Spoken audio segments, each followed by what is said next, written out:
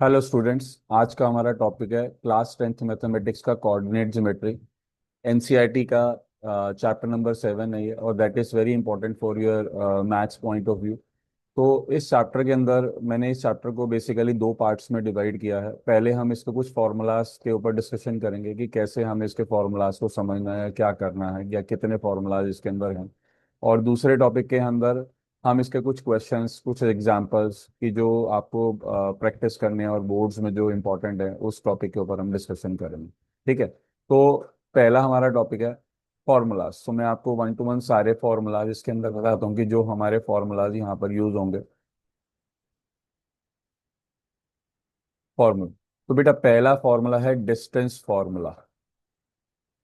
Distance formula.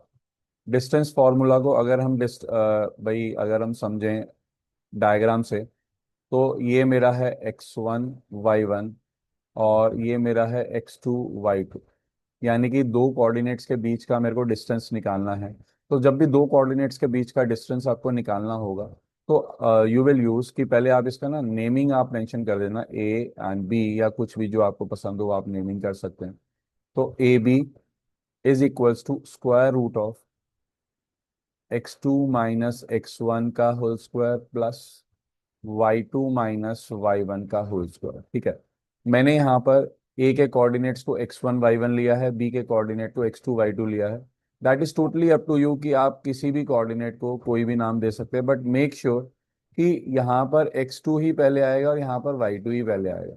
ठीक है। मतलब देखो, आंसर में ऐसा कुछ फर्क नहीं पड़ता, बट आपकी एनसीईआरटी सपोर्ट करती है x2 को पहले और y2 को पहले, तो आपको भी वही पैटर्न लेकर चलना है, सो दैट कि कोई कंफ्यूजन ना क्रिएट हो, कि भाई टीचर के साथ कोई कॉन्ट्राडिक्शन ना हो कि भैया बुक में तो ये लिखा और आपने आंसर तो निकाल दिया बट पैटर्न चेंज लिया।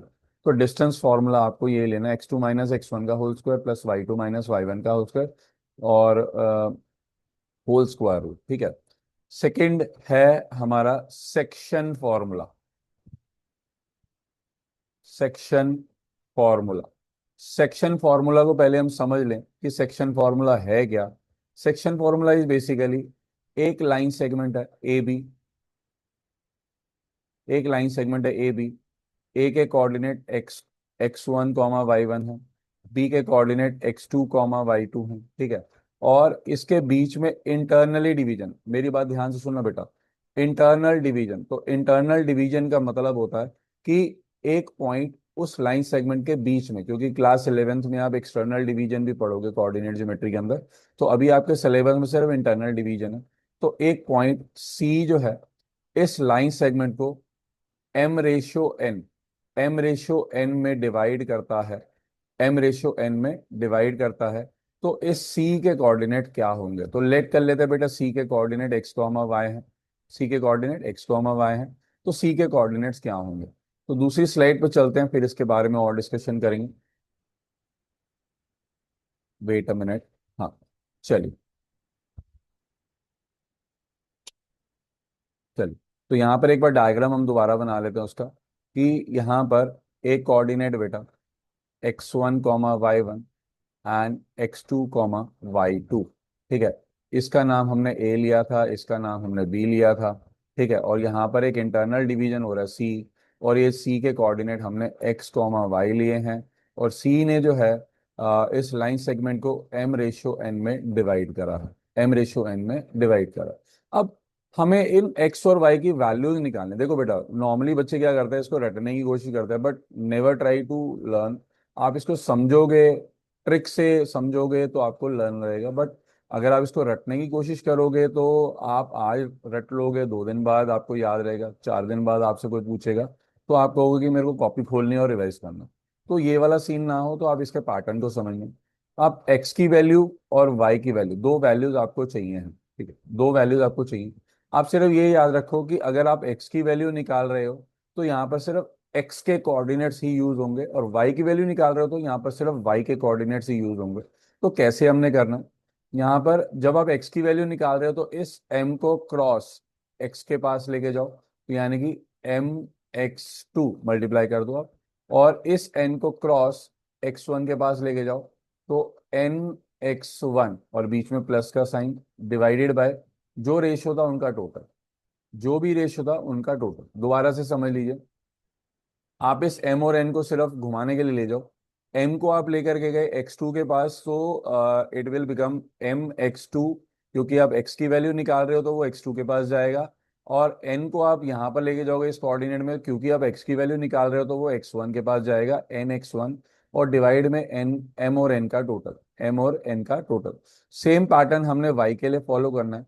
तो मेरी वीडियो को पॉज करो और आप खुद से एक बार लिखो कि क्या फॉर्मूला बनेगा। पैटर्न विल रिमेन सेम, कि जैसा मैंने x की वैल्यू निकाली है वैसे आप y की निकालोगे। मैं आपको गाइड कर देता हूँ।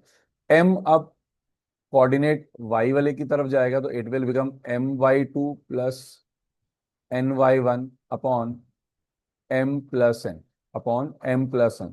तो this is the section formula, this is the section formula.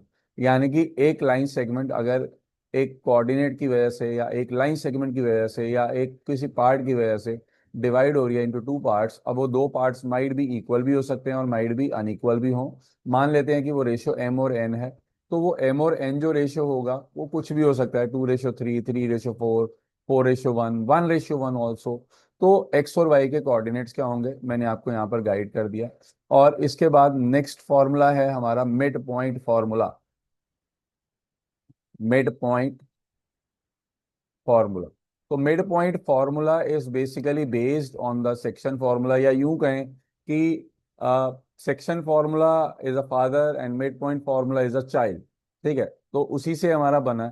तो अब एक बार जज कर ले हम फॉर्मूला को। यहाँ पर a कोऑर्डिनेट है, यहाँ पर b कोऑर्डिनेट है, तो x1 y1 and x2 y2।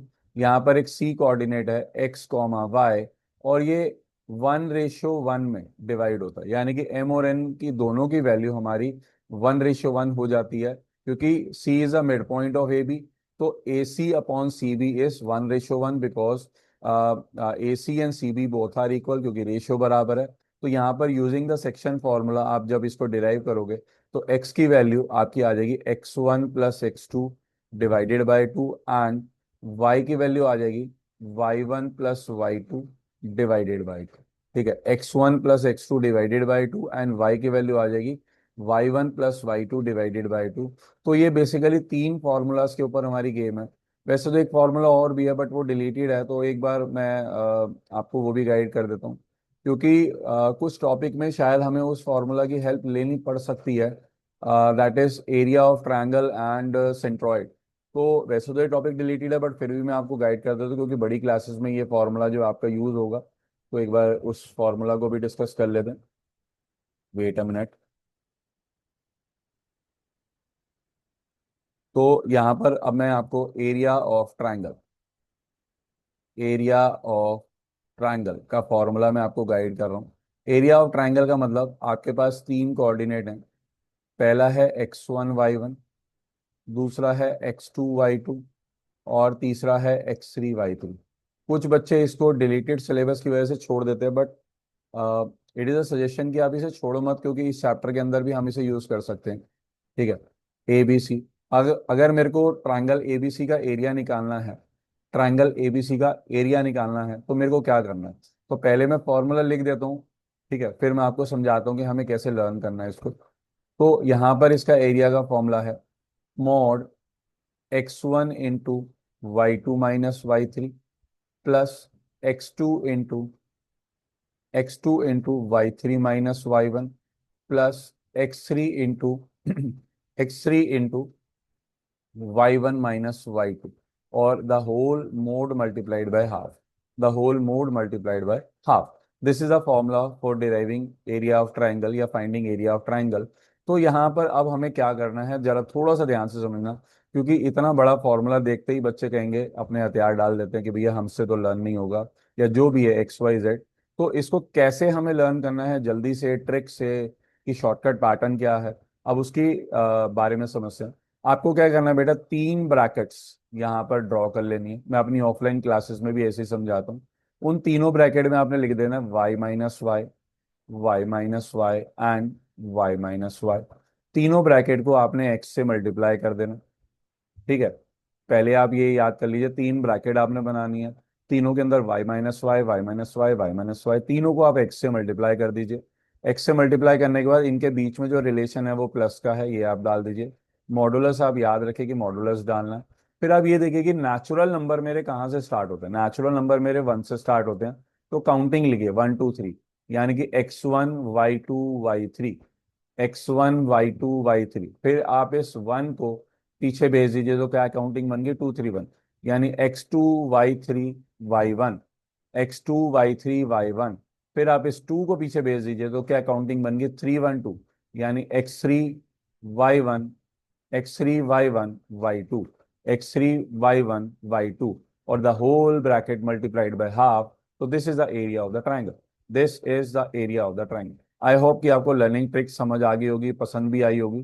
तो इस ट्रिक को आप अपने लर्न करने के लिए यूज कर सकते हैं। It is not the derivation, it is a learning trick कि हम कैसे इसको जल्दी से याद कर सकते हैं। And the last formula is centroid.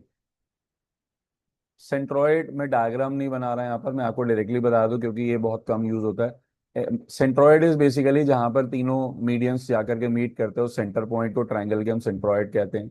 तो यहाँ पर हमारा जो सेंट्रॉइड का फॉर्मूला होता है x1 + x2 + x3 divided by 3, और y का फॉर्मूला होता है y1 + y2 + y3 divided by 3। तो this is a formula of centroid.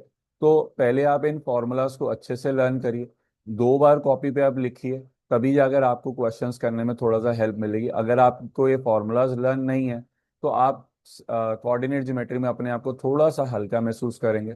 तो मेक श्योर कि आप पहले फॉर्मूलाज के ऊपर कमांड अपनी कस लीजिए, तभी आप इसको कर पाएंगे। तो मैं ये वीडियो यहीं पर एंड करता हूँ, और नेक्स्ट वीडियो में जल्दी मिलते हैं जिसमें हम कुछ क्वेश्चंस इस टॉपिक के ऊपर डिस्कस करेंगे। Thank you.